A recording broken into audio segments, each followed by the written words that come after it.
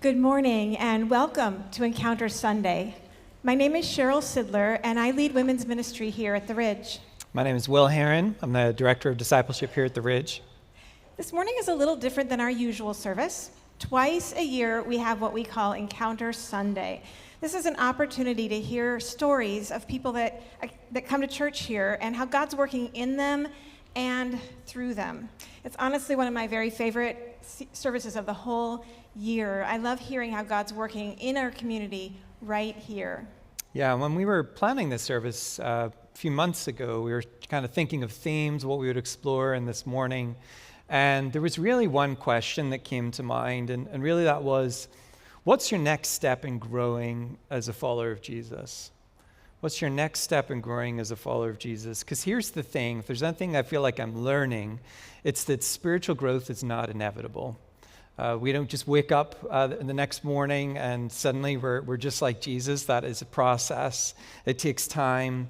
And if we're to grow spiritually, it takes being intentional about getting into those spaces where God can work in us and through us.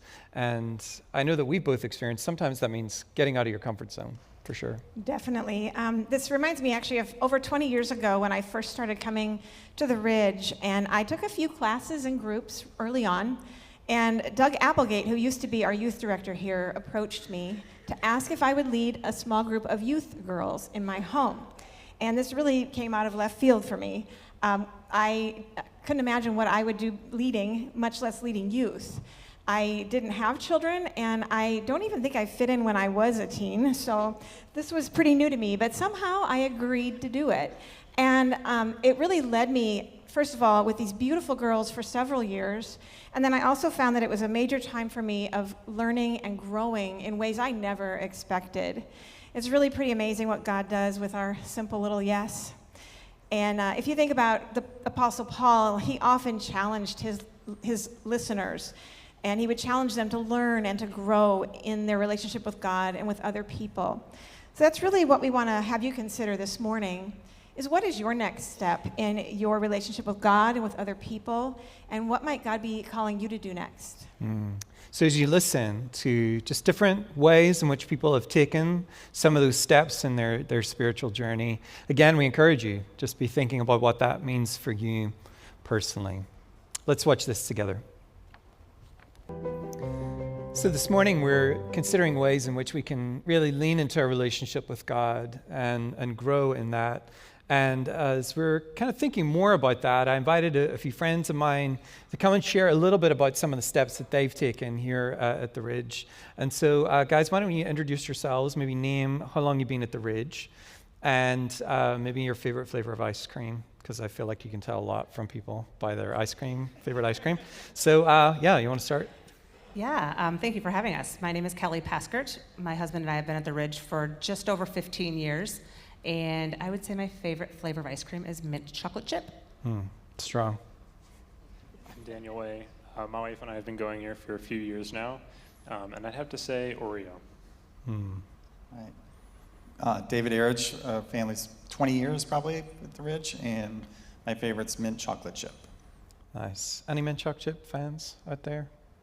2 people. Oh, okay. Yeah, a few more. Good. Myself included. Daniel, I wanted to start with you. You and your wife, Kendall, you'd attended here for a bit, but then you jumped into our young adults ministry on Tuesday nights. You did that despite not really knowing anybody, just kind of walking into a room full of strangers, essentially. What made you take that step? And maybe describe a little bit about your journey then over the first few months. Yeah, so my wife, Kendall, and I, we started attending the Ridge when we were in college. And at that point, we weren't involved in any groups, but after graduating, we both felt like we wanted to find some community. So we heard about the young adults group here, and initially we had a little bit of resistance. We figured that the people in there probably already had their friendships, and it might be difficult as an outsider to jump into it. But we filled out a connection card because we continue to feel that nudging, and attended on a Tuesday night, and we're glad we did. Everyone was very welcoming to us. At this point, the young adults ministry is a really important part of our lives, and we've made some friendships there that I think are likely to be lifelong. But friendships like that take time, and looking back, especially at the beginning, on a week-to-week basis, it was always an intentional choice to show up and to be consistent. It's always easier to stay home than to socialize, I think, but it's that consistency that really builds the relationships and got us the community we were looking for. Yeah, and I just wanted to highlight that in terms of that intentionality, and also that community doesn't just happen overnight. Those kind of deep relationships are forged over week in, week out, through different seasons together, sharing life together. Kelly, just thinking about your story of coming to the Ridge, I know it was kind of a major life event that was a catalyst for you getting more involved here. You want to share a little bit about that? Yeah, so I was diagnosed with cancer in 2008, and at that point was just really looking for, just searching for something, the greater meaning, why this was happening, kind of thing. And my husband and I had been raised Catholic, so we had been kind of attending that church, and I just wasn't getting the feeling that I needed, that I was searching for something. And so we were at a New Year's Eve party, and a gentleman I met at that party, had not met before. He invited me the next day to come to the Ridge, and I was a little hesitant because I didn't really know what it was, but he was kind enough to offer to meet us at the front door, walk us in so that we could sit with him. And so that made it feel a little bit more comfortable because it wasn't my normal Catholic, routine. And so from there, that's when I did start serving as the welcome team years later, because having that friendly face for me made me feel welcome, and it kind of made me feel like I belonged right away. And so that was originally when I started the Ridge. Mm-hmm. And then there was another step that you took into the mentorship program here, women's mentorship, but it was also another major life event that caused that. Could you share that also? Yeah, so my dad passed away unexpectedly about 7 years ago, and my first weekend back at the church after that, my husband and my mom and my kids were with us, and after church service, I went to go pray under the cross, which I had never done, but I was really, again, searching for something, that you just, when you're just looking for something, but you don't know what it is, and that's tugging at you. And so during church, they had talked about the women's mentorship program, and it kind of was intriguing to me, but life I didn't think was going to be able to accommodate that, but there was something there. After church, went and under the cross, there was this wonderful woman that said prayer for us, and I just felt very, very connected to her. It left something with me. I decided to go home that night, and I prayed on it and asked to have if there was someone out there like that wonderful woman under the cross that could give me that feeling after my dad passed, maybe that's what I need out of a mentor. So I signed up, and we got together a couple weeks later, the whole group, and lo and behold, my mentor was that woman that I met under the cross. I did not know her name. She did not know me. We had never met each other. We had never seen each other. Her name was Mari Hubbard, and when we got paired together, we went and sat next to each other, and I'm like, you just prayed for me under that cross like 2 weeks ago, and she had remembered me. And so that was another one of those moments where God was just speaking to me to dive into the church, and I needed that at that time in my life. Yeah, and I love that. I feel like God does honor those steps because they're not always easy, But Dave, just thinking about you and your family, obviously been here for 20 plus years, what was it that really made you and your family just get more connected beyond just attending services? Can you share a little bit about that? Sure. Our entry into the church, into the Ridge, was through my son Neil, who's was going to Junkyard, so that was kind of our avenue coming to the Ridge.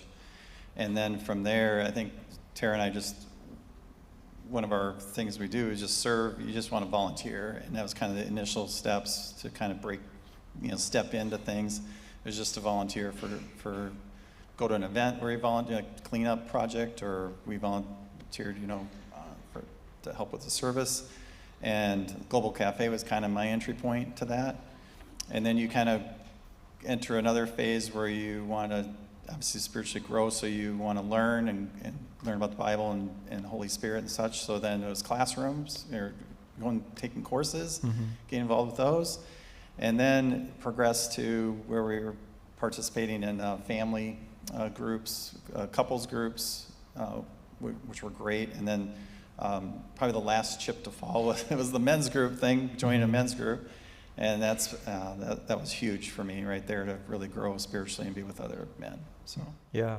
So Daniel, it wasn't too long before you kind of jumped into serving in particular ways in the young adults ministry. I had asked you about facilitating a discussion, and you very kindly jumped into that.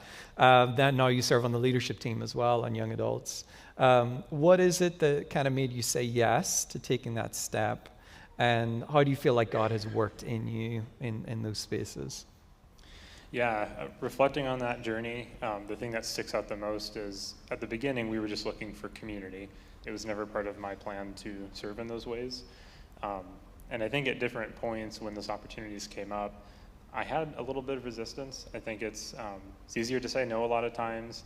And I had some self-doubts and some anxieties about leading a discussion group or coming up here. And so I think what I've learned through those experiences is we're put in a place for a reason. We have a purpose to serve there. And saying yes to him and trusting that it's not my abilities that I'm relying on, it's his and his provision. Yeah, that's important. That's good. That's good. And Kelly, just thinking about your experience as well here, jumping in, you mentioned the Welcome Desk.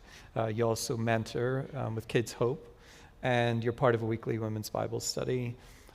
What is it about community with other followers of Jesus that you think has been so valuable for you? Yeah, I would suspect there's lots of you out there that can relate that life is just really busy. I have 2 young kids, my husband, I have a full-time career.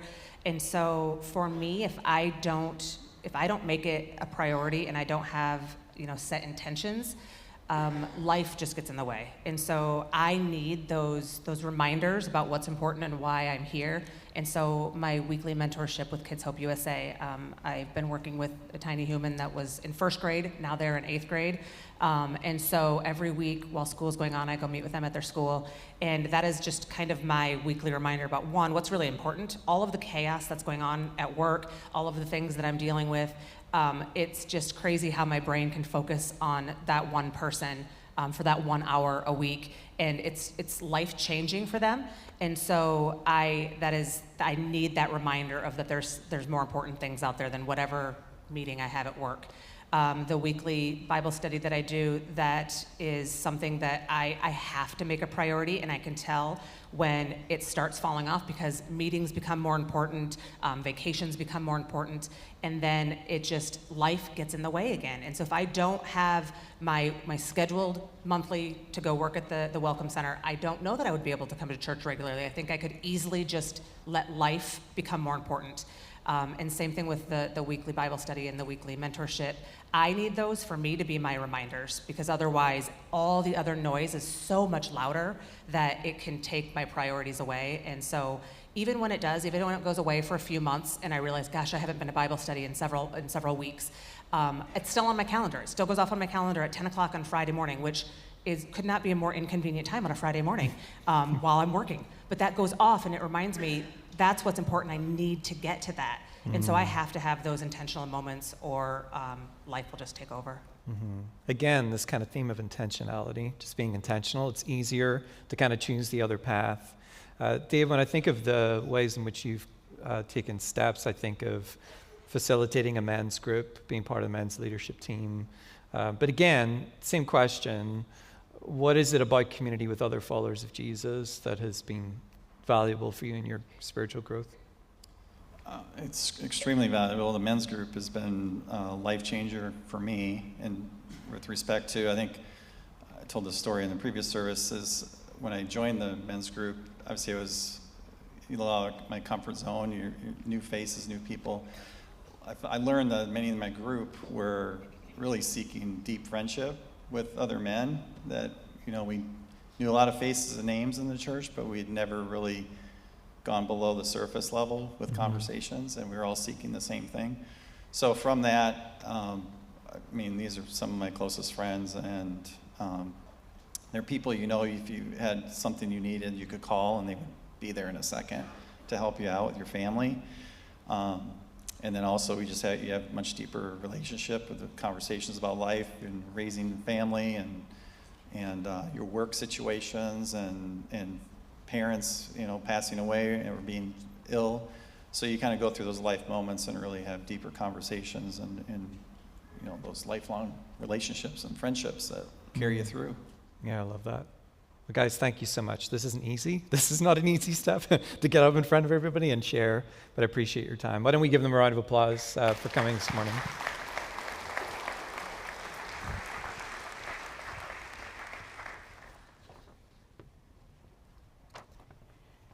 The next video we're going to play for you is especially dear to my heart. In February of 2018, we launched a women's mentoring program here. And since that time, over 200 women have gone through this journey as either a mentor, a mentee, or a prayer partner. So I would really love it if you will enjoy these next two stories as just a little window into the mentoring experience. So for a few moments, I just want to kind of have us think a little bit about the question for this morning. What's your next step in growing as a follower of Jesus? Because when you boil it down, the reason why you exist is to have relationship with God for all of eternity. At the core of your life, at the core of your being, why you're here, what you've been made for. You were made by Him and for Him. And so that has prompted us in these kind of opportunities that we've been thinking about this morning, about growing in that relationship. Because as I mentioned earlier, spiritual growth isn't inevitable any more than becoming an Olympic athlete is not inevitable. That just happens overnight. It happens over a long period of time where we're formed and we grow in that. And so this morning, we've had opportunity to hear from different people in terms of ways that they've grown or steps that they've taken. Not always the easiest steps, but thinking about community groups or facilitating a group or serving inside and outside the church, mentoring or being mentored. And the cool thing is that these are all spaces in which God works in us. This isn't something that kind of just happens by human endeavor alone, where you just think, well, I just grit my teeth and try harder to be a better Christian. What we're talking about here is being changed into the likeness of Jesus by the work of the Holy Spirit. And there are certain contexts in which God can work in us and work through us. And I suppose, like, you might be thinking, especially if you're new and you've been here the last few weeks. I mean, we had Connection Sunday last week about, opportunities to get connected. We have Encounter Sunday this week. We've been going over our mission, which talks about connecting to Jesus and connecting to people and our purpose. You might think, why are we putting so much investment in this, so much time and thought into this area?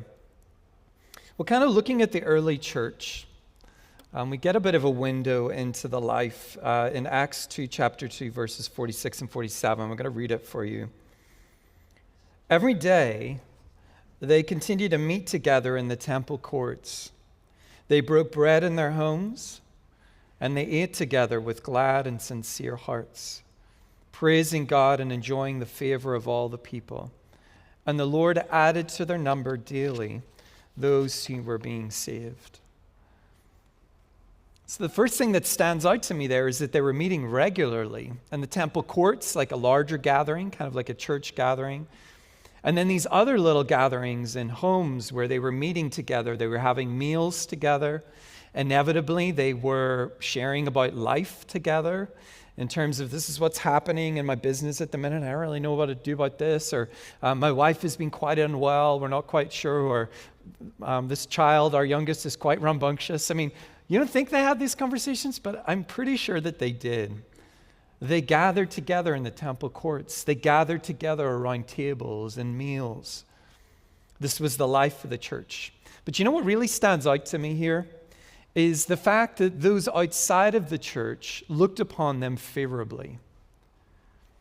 And that tells me a couple of things. One, it tells me that they were doing great work in the community, and that's true. They were breaking all sorts of trends in terms of looking after the poor and the widow and the sick.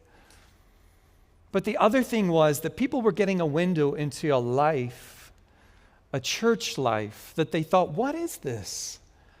These people don't just gather like at the temple, like on the weekend. They do life together. They walk alongside each other. And in that, they're becoming more and more like this guy that they claimed to be, who was God, Jesus. And so they gained favor. People looked upon them favorably. Ridge, you see, God's dream for the church is bigger than a single gathering one day a week. It's multidimensional, drawing together aspects of worship and of fellowship, of learning, of support. See, the church is meant to be a place to belong, not just attend, to serve and to grow. So in that, let me ask you again, what's your next step as growing as a follower of Jesus? I'm aware that for many of you, you're actually already plugged into community. You have community groups that you meet with, or Bible studies, or maybe you're part of a mentorship program. But I want to just hone in on just a little bit on community, because a large portion of our church isn't plugged in that kind of way.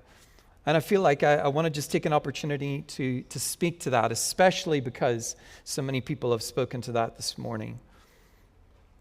So I came across this meme a few weeks ago. Maybe laugh out loud. We got any introverts in the room here? Yeah, we got one hand. Great, you all are extroverts. Awesome, that's intimidating. So I'm a certified introvert, which may come as a surprise to some people, but I also call myself like a trained extrovert.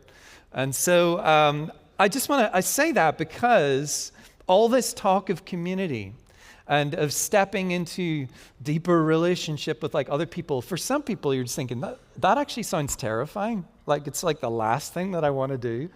But here's the thing, we are made in the image of God. And God himself is in community. We reflect the image of God when we enter into community. It's a vital component in our spiritual formation. It's one of the reasons why we've included it in our mission statement, connecting to people. So 3 things, just super quick, about what happens in community when we step in there. Number 1, we're formed in community. As I mentioned earlier, this week, if you're doing the On Mission devotional with us, I kind of made this statement this week. I said, community can pose its challenges, but it can also be a crucible for change. It can be a challenge. I don't need to tell some of you that. You knew that firsthand. You've experienced church hurt. You've experienced un-Christ-like behavior from other Christians, and it perhaps almost pushed you away from the church.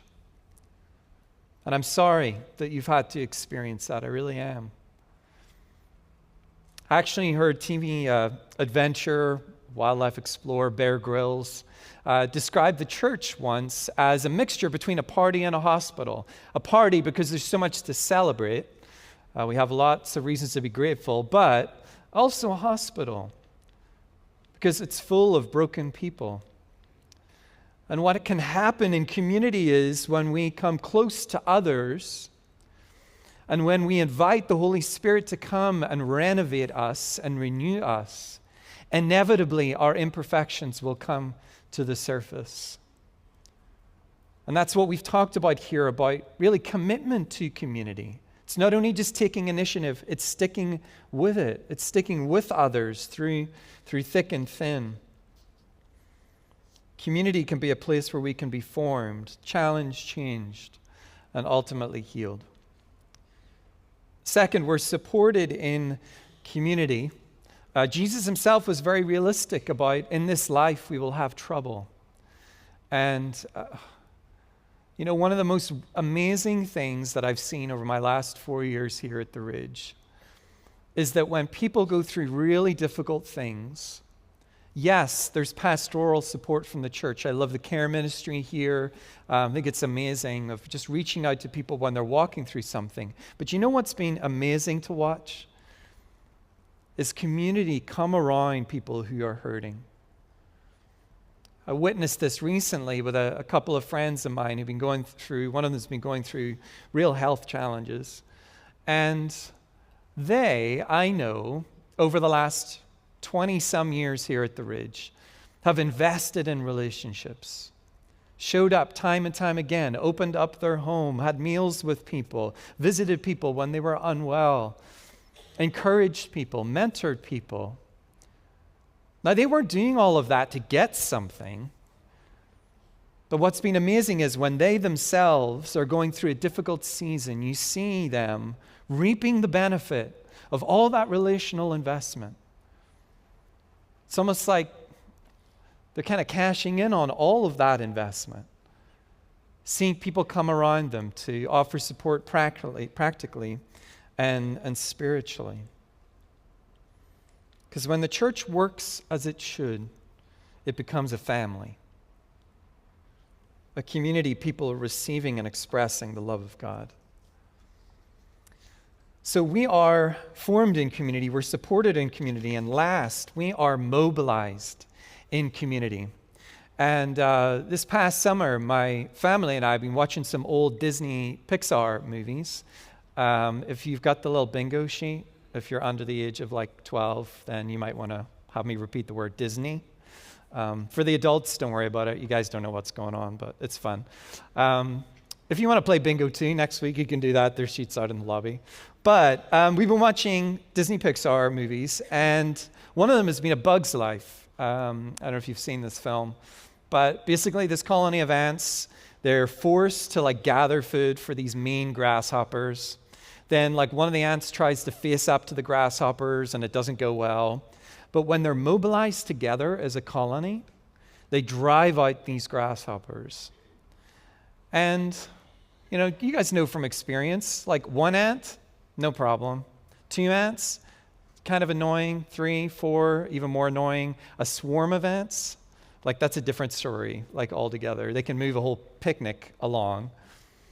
Something similar happens in the church when we are mobilized together. Can God use you by yourself as an individual? Totally. But if you've ever been part of like Meals from the Heartland, Day of Love, Iowa Gardening for Good, you get a sense of something that it is to be mobilized together as the church to make real kingdom impact in the world. That's God's dream for the church. Not that we would be siloed, but united together. So coming back to the question again, what's your next step in growing as a follower of Jesus? Again, we've mentioned opportunities about community. Simple steps. We got a couple of breakfasts that are coming up, a men's breakfast, women's gathering. We got our young adults, if you're between 19 and 29, kicking off this Tuesday. We got a men's retreat coming up at a local retreat center. We got community groups that happen throughout the week. And maybe you're just like, well, I've been involved in those things for years, and they're great. They're honestly really good. I want to challenge you. Don't get comfortable in your relationship with God.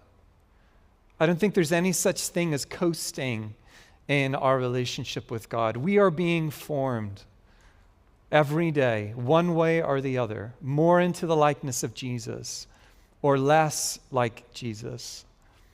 And so I encourage you to think. Maybe it's incorporating a practice. I can just confess in front of you, I've never really practiced Sabbath much in my life. That time of taking time and saying, we're not going to do errands, we're not going to do laundry, we're not going to do stuff, whatever. We're going to spend time together as a family, we're going to spend time with the Lord. It's life-giving, it's life-changing.